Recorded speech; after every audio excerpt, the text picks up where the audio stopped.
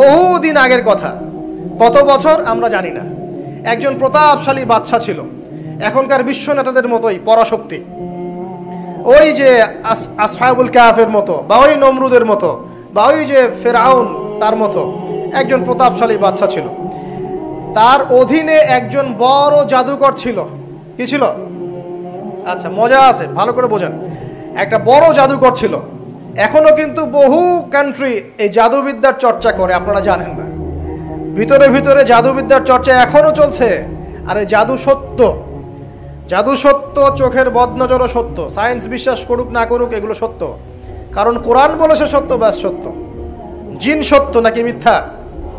ফেরেশতা সত্য না মিথ্যা? কবরের আযাব সত্য না মিথ্যা? এগুলো তো চোখে দেখা যায় না, বিশ্বাস করলেন কিভাবে? এই চোখে দেখা যায় না বিশ্বাস করেছেন বলেই তো আপনি মৌলবাদী। চোখে দেখা যায় না, অহেতুক বিশ্বাস করছেন, অতএব আপনি একজন মৌলবাদী মানুষ। বুঝতে পারছেন? তো এই বিষয়গুলো বিশ্বাস না করলে কি আপনি মুমিন হতে পারবেন? আচ্ছা, কবরের আযাব সত্য না মিথ্যা আমরা বিশ্বাস করেছি, তোমরা মরার পরে বিশ্বাস করো। আমরা মরার আগেই বিশ্বাস করেছি, তোমরা মরার পরে বিশ্বাস করো। তারপর তোমরা পাক্কা মৌলবাদী হয়ে যাবে। যখন মরার পরে যখন কঠিন কবরের আযাব শুরু হবে, দেখবা যে আইন আল ইয়াকিন। ইয়াকিন কয়েক প্রকার হয়।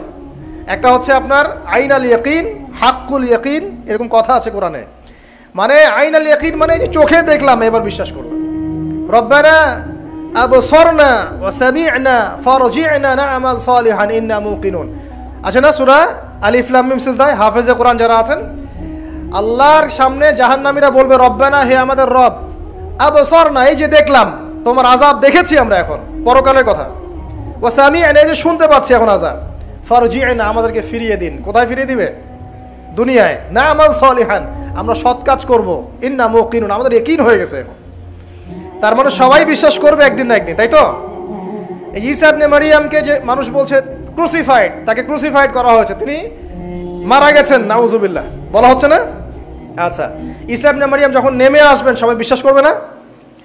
সূরা মাইদায় এই জন্যই বলা হচ্ছে যে ঈসা ইবনে মারইয়ামকে যখন পাঠানো হবে, একজন আহলে কিতাব বাকি থাকবে না যে তার প্রতি ঈমান নিয়ে আনবে না। এমন একজন মানুষ তখন খুঁজে পাওয়া যাবে না যে তার প্রতি ঈমান আনবে না আহলে কিতাবদের মধ্যে। ঈসা ইবনে মারইয়ামকে ক্রুসিফিকশন করা হয় নাই। ঈসা ইবনে মারইয়ামকে আল্লাহ রাব্বুল আলামিন তার কাছে উঠিয়ে নিয়েছেন। আর যে আল্লাহ পুরো মহাবিশ্ব চালাতে পারেন, সে একজন মানুষকে উঠাতেই পারেন। এটার এমন কি বিষয় যে আল্লাহ রাব্বুল আলামিন আপনার দেহের মধ্যে রূহ রেখে দিয়েছেন, যার হুকুমে বের হয়ে চলে যাবে, সে আল্লাহ রাব্বুল আলামিন রাসূল সাল্লাল্লাহু আলাইহি ওয়াসাল্লামকে মেরাজে উঠিয়েও নিতে পারেন। সিম্পল। এটা অবিশ্বাস করার কি আছে? আসুন সামনে যাই। এখানে যে বিষয়টা, যে বহুদিন আগে এরকম প্রতাপশালী বাচ্চার অধীনে একজন জাদুকর ছিল। এই জাদুকরের যখন বয়সটা বুড়ো হয়ে গেল, তখন সে তার ওই বাচ্চাকে বলছে যে আমার তো বয়স শেষ, আমার এই বিশাল জ্ঞানগুলো কি করব? আমাকে একজন বালক এনে দিন, যেই বালককে আমি এসব জাদুবিদ্যা শিখিয়ে দিব। এই যেরকম ছোট বাচ্চাদের মধ্যে একজন। তো এরকম একটা ফুটফুটে সুন্দর বাচ্চাকে খুঁজে বের করা হলো, যে বাচ্চাটা বিচক্ষণ। একে নিয়ে আসা হলো জাদুকরের কাছে। এবার জাদুকর তাকে জ্ঞান শিখায়, জাদু শিখায়। জাদু শিখাতে শিখাতে শিখাতে শিখাতে সে একটু পরিণত হচ্ছে, মানে কৈশোরে পদার্পণ করল। এখন সে যখন জাদু শিখতে আসে, আসার পথে রাস্তায় দেখে একজন পাদ্রী আছে। পাদ্রী মানে কি? পাদ্রী মানে দরবেশ, মানে যে আল্লাহ বিশ্বাস করে, হয়তো আগেকার আসমানি কিতাবে সে বিশ্বাস করত। এমন একজন পাদ্রীর সন্ধান সে পায়। সে ওই পাদ্রীর কাছে গিয়ে বসে। সেই পাদ্রী তাকে আসমানি কিতাবের যে মর্ম, যে বাণী, এগুলো শোনায়। তার কাছে খুব ভালো লাগে যে মাশাআল্লাহ, এটার ইমানের স্বাদ। যখন কোরআন শুনি আমাদের ভালো লাগে না, আসমানি কিতাব যখন শুনে তার কাছে ভালো লাগে। সে বলে যে আমি এটা শিখতে চাই। তখন এই পাদ্রী তাকে বলে, তুমি তো জাদু শিখতে যাও এই বাদশার দরবেশের কাছে, বাদশার জাদুকরের কাছে, যদি ওরা জানতে পারে তাহলে তো সমস্যা। তাহলে উপায় কি? যখন তুমি ওখানে যাবে, যখন দেরি হয়ে যাবে, তখন বলবে বাসার থেকে বের হতে দেরি হয়েছে, বাসার থেকে বের হতে দেরি হয়েছে। আর আমার এখানে বসে যখন বাসায় যাবে, তখন বাসায় গিয়ে বলবে যে ওখান থেকে, ওই যে জাদুকরের কাছ থেকে আসতে দেরি হয়েছে। মানে কৌশল অবলম্বন করতে তিনি শিক্ষা দিলেন। কৌশলের প্রয়োজন আছে না? উদউ ইলা সাবিলি রাব্বিকা বিল হিকমা, হিকমার দরকার আছে না? সত্য থেকে সরে গিয়ে নয়, কিন্তু কৌশল তো করার দরকার আছে। নবী সাল্লাল্লাহু আলাইহি ওয়াসাল্লাম যে হিজরত করেছেন, মক্কা থেকে মদিনা চলে গিয়েছেন, সবাইকে জানান দিয়েছিলেন, এই শোনো আমি হিজরত করছি? জানান দিয়েছেন? রাতের বেলা বের হয়েছেন, কৌশল, রাতের বেলা বের হন নাই, এবং তাকে মারার জন্য চারপাশ থেকে লোক ঘিরে রেখেছিল, এর মধ্য দিয়ে আল্লাহ রাব্বুল আলামিন তাকে বের করে নিয়ে গেছে। তিনি কি সবার সামনে ফেসবুকে জানান দিয়েছেন, এই দেখো আমরা বেরোচ্ছি? তো তোমরা তো কৌশলই বুঝো না দিনের কাজের, যে কাজ হবে 1%, আই ওয়াশ হবে 99%। এখনকার এই যুগ, হ্যাঁ, দিনের কাজ হবে 1%, আই ওয়াশ শোডাউনই বেশি। এই শোডাউন করতে করতে মানুষের চোখ লাগে, যত চোখ লাগে তত সমস্যা সৃষ্টি হয়, এবং আস্তে আস্তে আস্তে আস্তে দিনের দায়রা মাইনাস হতে থাকে। এই যে এই বিষয়টার পিছনে তোমরাও দায়ী, কৌশল তো বোঝো না। তো স্মার্ট এবং বিচক্ষণ মুসলিমদের বড় অভাব আছে এখন পৃথিবীতে। যতক্ষণ পর্যন্ত বিচক্ষণতা অর্জিত হচ্ছে না, ততক্ষণ পর্যন্ত ইসলামের বিজয় হচ্ছে না, এটা মাথায় রাখেন। তারপর সামনে যান। এবার এই বাচ্চা খুব সুন্দর করে ব্যালেন্স করলো, একবার এখানে যায়, একবার ওখানে যায়। এই করতে করতে ওই যে জাদুকরের ইন্তেকাল হয়ে গেল, মারা গেল জাদুকর। এবার এই বাচ্চার কাছে মাশাআল্লাহ অনেক এলেম কালাম আছে। এদিকে সে পাদ্রীর জ্ঞানে দীক্ষিত হচ্ছে। দীক্ষিত হতে হতে তার মধ্যে আল্লাহ পাকের প্রতি একটা পরিপূর্ণ ঈমান চলে আসে, সে মুসলিম হয়ে গেল, আলহামদুলিল্লাহ। তো মুসলিম হওয়ার পরে একদিন সে যখন বাদশার কাছে যাচ্ছে, রাস্তায় একটা বিশাল জন্তু দেখা যাচ্ছে। বিশাল জন্তু, কীরকম জন্তু আমরা জানি না। ঠিক ওই যে দাব্বাতুল আরদ সামনে বের হবে, কিয়ামতের 10টা নিদর্শন আছে বড় বড়, তার মধ্যে একটা হচ্ছে দাব্বাতুল আরদ, জমিন থেকে ফুড়ে একটা প্রাণী বের হবে। আর এখন মানুষ এগুলো বিশ্বাস করবে না, আমি জানি। 2 দিন পর নাসা যখন বলবে তখন বিশ্বাস করবে। কথা কি বুঝতে পারছেন? তবে প্রাণী এই পৃথিবীর নিচে আছে। রাসূল সাল্লাল্লাহু আলাইহি ওয়াসাল্লাম বলছেন 10টা আলামত না আসা পর্যন্ত কিয়ামত হবেই না। তার মধ্যে একটা হচ্ছে দাব্বাতুল আরদ, জমিন থেকে একটা প্রাণী বের হবে, এবং এই প্রাণী শুধু বেরই হবে না, মানুষের সাথে কথাবার্তা বলবে। এবার মানুষের সাথে কথা বলবে প্রাণী। বিশ্বাস করছেন? এখন বিশ্বাস করছেন না জানি, কিন্তু প্রাণী মানুষের সাথে কথা বলবে। আল্লাহ পাক বলাতে পারেন না? পারে। আচ্ছা সামনে যান। ওই প্রাণী যখন দাঁড়িয়ে আছে রাস্তায়, এখন এই বালক বলছে আজকে আমি প্রমাণ করে নিব যে আল্লাহর আনুগত্যশীল ওই পাদ্রী সঠিক নাকি ওই জাদুকর সঠিক। এবার সে একটা ইট হাতে নিল, পাথর হাতে নিয়ে সে বলছে, আল্লাহ তোমার কাছে যদি ওই জাদুকরের কাজের চাইতে এই পাদ্রীর কাজ বেশি পছন্দনীয় হয়, এই ইটের আঘাতে এই জন্তুকে তুমি মেরে ফেলো আল্লাহ। এ বলেছে বিসমিল্লাহ বলে পাথর নিক্ষেপ করলো। নিক্ষেপ করার সাথে সাথেই জন্তু ডেড। তখন তার আইন আল ইয়াকিন, হাক্কুল ইয়াকিন হয়ে গেল যে হ্যাঁ, আল্লাহর কাছে এই পাদ্রীর আমলই সবচেয়ে বেশি পছন্দনীয়। তার আর মনে কোনো সংশয় থাকলো না। কিশোর মানুষ না, কতটুকুই বা বোঝেন নাই? এবার তার মধ্যে একটা ইয়াকিন চলে আসলো এবং সে পরিপূর্ণ মুমিন মুসলিম হয়ে গেল। এবার যখন সে রাজ দরবারে যায়, তার কাছে পেশেন্ট আসে, মানে একজন মানুষ এসেছে, সে বলছে যে আমার চোখের সমস্যা। সে চোখে হাত দেয়, হাত দিয়ে বলে যে আপনি আল্লাহর প্রতি ঈমান নিয়ে আসেন, আমি আল্লাহর কাছে দোয়া করব, চোখ ভালো হয়ে যাবে। এভাবে পেশেন্ট আসে, সে বলে আল্লাহর প্রতি ঈমান নিয়ে আসেন, আমি দোয়া করব, ভালো হয়ে যাবে। এভাবে আস্তে আস্তে তার নাম এবং খ্যাতি ছড়িয়ে পড়তে লাগলো।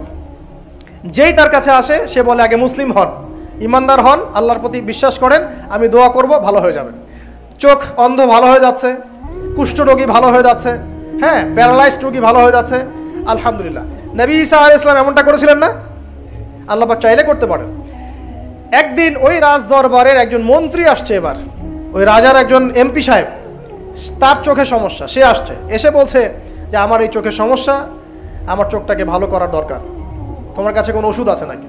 সে বলছে যে আপনি আল্লাহর প্রতি ঈমান নিয়ে আসেন, আমি আল্লাহর কাছে দোয়া করব, আপনি ভালো হয়ে যাবেন। এবার সে আলহামদুলিল্লাহ ঈমান নিয়ে আনলো এবং সে ভালো হয়ে গেল। এই ভালো হয়ে যাওয়ার পরের দিন যখন সে আবার ওই পার্লামেন্টে গিয়েছে আর কি, ওদের তৎকালীন রাজদরবারে, এবার রাজা ওকে দেখে বলছে যে তোমার তো চোখ অন্ধ ছিল, কিভাবে শেফা লাভ করলে? তো সে বলে না কিভাবে শেফা লাভ করলো, সে বলতে চাচ্ছে না, কারণ সে আজ করছে যে বললে সমস্যা হবে। এক পর্যায়ে তাকে খুবই পিটুনি দেওয়া হচ্ছে, রিমান্ডে নিয়ে গিয়ে কঠিন মাইর দেওয়া হচ্ছে। এক পর্যায়ে সে মারের যন্ত্রণা সহ্য করতে না পারে বলে ফেললো যে ওই বাচ্চা, তার কাছে গিয়ে আমি আরোগ্য লাভ করেছি এবং সে আমাকে বলেছে যে তার রবের প্রতি ঈমান নিয়ে আসতে, তাহলে আমি শেফা লাভ করব। এই বাচ্চা এখন বলছে ফেরাউনের মতো যে আয়না রব্বুকুমুল আ'লা, আমি তো তোমাদের রব। নমরুদের মতো আমি তো তোমাদের রব। আমি তো জানি না যে আমি ছাড়া তোমাদের কোনো ইলাহ আছে? এবার এই লোকটাকে হত্যা করা হলো, এই এমপি সাহেবকে হত্যা করা হলো, বিকজ সে ঈমান নিয়ে আসে। এবার সেই বালককে ডেকে আনা হচ্ছে, বলা হচ্ছে বলো তুমি নাকি তোমার রবের নাম দিয়ে মানুষের ট্রিটমেন্ট করা শুরু করেছো। তখন সেই বালক বলছে হ্যাঁ, আমি এক আল্লাহর প্রতি বিশ্বাস করি এবং তার রাসূলের প্রতি বিশ্বাস করি, তার প্রেরিত আসমানি কিতাবে বিশ্বাস করি। এখন রাজা বলছে আমি ছাড়া তোমাদের কোনো ইলাহ আছে আমি তো জানি না। এই সৈন্যবাহিনী শোনো, এই বালককে ধরো, ধরে নিয়ে গিয়ে উঁচু পাহাড়ে নিয়ে যাও, ওখান থেকে ফেলে দাও। কথা বুঝতে পারছেন? এবার তাকে নিয়ে যাওয়া হলো, ক্রস ফায়ার দেওয়া হবে, এবার উপরে নেওয়া হয়েছে, একদম পাহাড়ের উপরে। এবার ওই বালক উপরে উঠে একটা দোয়া করছে, এই দোয়াটা সবাই শিখে নেন। ওই বালক উপরে উঠে দোয়া করছে আল্লাহুম্মা কফিনিহিম বিমা শি'তা, আল্লাহুম্মা কফিনিহিম বিমা শি'তা, আল্লাহুম্মা কফিনিহিম বিমা শি'তা। পাহাড় থরথর করে কাঁপা শুরু করলো এবং ওই সৈন্যবাহিনী পাহাড় থেকে পড়ে গেল, বালকের কিচ্ছু হলো না। আমি কিন্তু বানোয়াট কোনো গল্প বলছি না, এটা কোরআন থেকে বলছি এবং এটা তাফসীর। আপনি যে কোনো তাফসীর পড়েন, মারিফুল কোরআন, তাফসীর ইবনে কাসির, জালালাইন পড়ে দেখেন, জাস্ট পড়ে দেখেন আমার সাথে ডিবেট করার আগে। এবার সে বালক হেঁটে হেঁটে চলে আসলো রাজদরবারে। আবার কি ব্যাপার, তুমি মরো নাই? না, আল্লাহ আমাকে বাঁচিয়েছেন, আমার রব আমাকে বাঁচিয়েছেন। আবার পাঠানো হচ্ছে আরেক দল সেনাবাহিনীকে নিয়ে, যাও এবার ওকে সমুদ্রে নিয়ে যাও, সমুদ্রের মাছ সমুদ্রে ডুবিয়ে দিবে একদম। আবার সে ওখানে গিয়ে বলল আল্লাহুম্মা কফিনিহিম বিমা শি'তা, হে আল্লাহ, অর্থ হচ্ছে হে আল্লাহ আমার বিপক্ষে যারা আছে আপনি যা দিয়ে ইচ্ছা ওদের বিরুদ্ধে আমাকে সাহায্য করেন। অর্থটা হচ্ছে এমন, আল্লাহুম্মা কফিনিহিম বিমা শি'তা, আল্লাহ আপনি আমার জন্য যথেষ্ট হয়ে যান, ওদের বিরুদ্ধে আমার জন্য যথেষ্ট হয়ে যান, যা ইচ্ছা তাই দিয়ে আপনি হেদায়েত করুন, মানে আমাকে হেফাজত করুন। ঠিক আছে, আল্লাহুম্মা কফিনিহিম বিমা শি'তা, ছোট্ট দোয়া। এবার ওই সমুদ্র উত্তাল হওয়া শুরু করলো এবং ওরা জাহাজ থেকে পড়ে গেল। এই বাচ্চা সেফলি আবার চলে আসলো রাজদরবারে। বিশ্বাস করছেন না? চলে আসলো। এবার আসার পরে বলছে শোনেন, আমাকে এভাবে মারতে পারবেন না, আমাকে এইভাবে মারা যাবে না, আমি আপনাদেরকে বলে দিচ্ছি কিভাবে আপনি আমাকে মারতে পারবেন। তো বাচ্চা বলছে কিভাবে মারতে পারবো বলো। তখন সেই বাচ্চাটা বলছে যে আপনি সমস্ত এলাকার মানুষকে এক জায়গায় জড়ো করবেন, মানে পুরো নেশনের যত মানুষ সবাইকে একটা মাঠে নিয়ে আসবেন, মাঠের মাঝখানে একটা গাছ রোপণ করবেন বা একটা কিছু স্তম্ভ নির্মাণ করবেন, সেখানে আমাকে বেঁধে ফেলবেন। বেঁধে ফেলার পরে আমার এই ধনুক থেকে একটা তীর বের করবেন, তীর বের করে আপনি নিজ হাতে এই তীরটাকে নিশানা দিবেন, দিয়ে বলবেন বিসমিল্লাহ আল্লাহর নামে, বিসমিল্লাহ আল্লাহর নামে, বিসমিল্লাহি রব্বি হাযাল গোলাম বলে ছুড়বেন। অর্থ হচ্ছে আমি এই রবের, আমি এই বাচ্চার রব, আমি এই বাচ্চার রব আল্লাহর নামে তীর ছুড়লাম, এটা বলে তীরটা নিক্ষেপ করবেন, তাহলে আমি মরবো, তার আগে মরবো না। কথা কি বুঝতে পারছি? এবার তাই করা হলো, সমস্ত এলাকার মানুষকে এখানে জড়ো করা হলো। কথাটা ভালো করে বোঝেন, সমস্ত এলাকার মানুষ মানে কি ওই এলাকার সব মানুষ, মানে মুমিন কাফের যে আছে সবগুলাকে একত্রিত করা হলো। করার পরে বাচ্চাটাকে এভাবে একটা জায়গায় বেঁধে দেওয়া হয়েছে, খেজুর গাছে, তাফসীরে এসেছে খেজুর গাছে। এবার সে এখান থেকে তীর বের করে বাচ্চা বলছে বিসমিল্লাহি রব্বি হাযাল গোলাম, নিক্ষেপ করলো। তীরটা ঠিক, আল্লাহ পাকের দৃষ্টি দেখেন এত সূক্ষ্ম, ওইটাই বর্ণনা করেছেন। তীরটা ঠিক বাচ্চার এই জায়গায় লেগেছে, এই যে মাথার এইখান থেকে লেগে এদিকে বের হয়ে গেছে। ওই বাচ্চা ছেলেটার এই যে কপালের এই পার থেকে এই পার পর্যন্ত তীর চলে গেল এবং বাচ্চাটা শহীদ হয়ে গেল আলহামদুলিল্লাহ। এবং এই বাচ্চাটা যখন মারা গেল বা শহীদ হয়ে গেল, আর সারা এলাকার মানুষ কি দেখলো? দেখলো যে বাচ্চা তাকে দুইবার চেষ্টা করে মারতে পারে নাই, কিন্তু তার রবের নাম যখন নেওয়া হয়েছে, আল্লাহর নাম নেওয়া হয়েছে, মারতে পেরেছে। দেন অ্যান্ড দেন পুরো এলাকার সমস্ত মানুষ মুসলিম হয়ে গেল আলহামদুলিল্লাহ। একজন বাচ্চার জীবনের বিনিময়ে সমস্ত এলাকার মানুষ ইসলামের হেদায়েত পেয়ে গেল আলহামদুলিল্লাহ। এবার বাচ্চার মাথা তো আরো খারাপ, একটাকেই সামলাতে পারছিলাম না, এবার তো সমস্ত এলাকার মানুষ মুসলিম হয়ে গেছে। এখন কি করবেন? এখন সেনাবাহিনীকে আদেশ করা হয়েছে সমস্ত মানুষগুলোকে জড়ো করো, জড়ো করে একটা গর্ত খোঁড়ো একটা গর্ত খুঁড়ে সেখানে আগুন জ্বালাও, আগুন জ্বালিয়ে সমস্ত মানুষকে ফেলে দাও। দৃশ্যটাকে কল্পনা করতে পারছেন? একটা পুরো এলাকার মানুষকে একটা মাঠের মধ্যে একত্রিত করে সেখানে আগুন জ্বালিয়ে সবাইকে সেখানে ফেলে দেওয়া হলো এবং তারা চতুর্দিক থেকে এটাকে অবলোকন করতে লাগলো, মজা উপভোগ করতে লাগলো। এটাই আল্লাহ পাক বলছেন, কুতিলা আসহাবুল উখদুদ ইয হুম আলাইহা কুউদ ওয়া হুম আলা মা ইয়াফআলুনা বিল মুমিনিনা শুহুদ। শেষ পর্যায়ে তাফসীরে এসেছে, শেষ পর্যায়ে একজন মায়ের কোলে একটা ছোট্ট বাচ্চা ছিল। তো সেই মা নিজে লাভ দিবে এটাতে তার কোনো সমস্যা নেই, কিন্তু বাচ্চাটাকে নিয়ে লাভ দেওয়ার জন্য সে ইতস্তত বোধ করছে। তখন আল্লাহ রাব্বুল আলামিন সেই ছোট্ট বাচ্চাটার কোলে, সেই ছোট্ট বাচ্চাটা জবানের মধ্যে আল্লাহর কুদরত নিদর্শন নাজিল করলেন। ওই বাচ্চাটা কথা বলা শুরু করলো। সেই বাচ্চাটা বলল, ইয়া উম্মা, হে আমার মা, লা তাখাফি, তুমি ভয় করো না, ফাইন্নাকি আলাল হক, কারণ আপনি সত্যের উপর আছেন, লাভ দিন। যারাই সে অগ্নিকুণ্ডে সেদিন লাভ দিয়েছে তারাই জান্নাতের স্বাদ পেয়েছে, আলহামদুলিল্লাহ।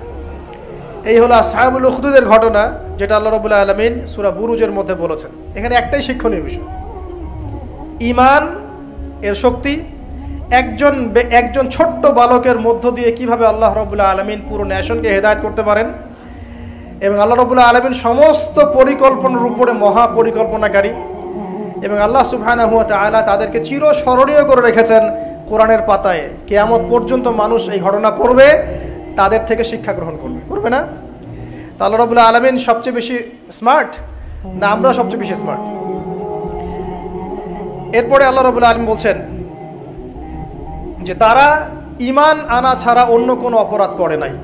এই মুমিন যারা ছিল, আগুনে লাফ দিয়েছে, এদের কি কোনো অপরাধ ছিল? এদের কোনো অপরাধ ছিল? কি অপরাধ ছিল? তারা শুধুমাত্র কি ছিল? মুমিন ছিল। ঈমান আনার ফলে তাদের এই পরিণতি হয়েছে, তাদেরকে অগ্নিকুণ্ডে লাফ দিতে তারা বাধ্য হয়েছে। যারা দিয়েছে তারা কি জান্নাতি না জাহান্নামী? জান্নাতি। ওই যে বালক যে একা দৃষ্টান্ত স্থাপন করে গেল এবং পুরো নেশনকে হেদায়েত দিয়ে গেল, এই বালক সফল না ব্যর্থ? আল্লাহ রাব্বুল আলামিন যদি চান তাহলে এরকম একজন দুইজন মানুষকে দিয়েও পুরো নেশনকে হেদায়েত করাতে পারেন, এবং যেটা হয়ে গেছে আগে সেটা এই যুগেও সম্ভব না? শুধু সম্ভবই না, বরং আপনাদের চোখের সামনে এটা হয়েছেও, কিন্তু আপনারা সেটা বুঝতে পারেন নাই। আপনাদের চোখের সামনে যুগের পর যুগ এমন ঘটনা ঘটেছেও, কিন্তু আপনারা হয়তো বুঝতে পারেন নাই, ধরতে পারেন নাই। আল্লাহ রাব্বুল আলামিন এমন মানুষদেরকে দিয়ে পুরো নেশনকে হেদায়েত করেন। কিছু মানুষকে আল্লাহ পাক পরীক্ষায় ফেলেন, তাদের মধ্য দিয়ে আল্লাহ পুরো নেশনকে হেদায়েত করতে পারেন, আলহামদুলিল্লাহ। আসহাবুল উখদুদের এই বাচ্চার মধ্যে আমাদের সবার জন্য নিদর্শন আছে। আল্লাহ পাক আমাদের সবাইকে প্রকৃত ঈমানদার হওয়ার তৌফিক দান করুন, বেশি বেশি আমলে সালেহ করার তৌফিক দান করুন, ঈমানের উপর দৃঢ় থাকার তৌফিক এনায়েত করুন, এবং দৃষ্টান্ত স্থাপন করার তৌফিক দান করুন, এবং যে কোনো রকম দৃশ্য অদৃশ্যের বিপদ আপদ বালা মুসিবতের বিপক্ষে আল্লাহ পাকই যেন যথেষ্ট হয়ে যান, আমিন।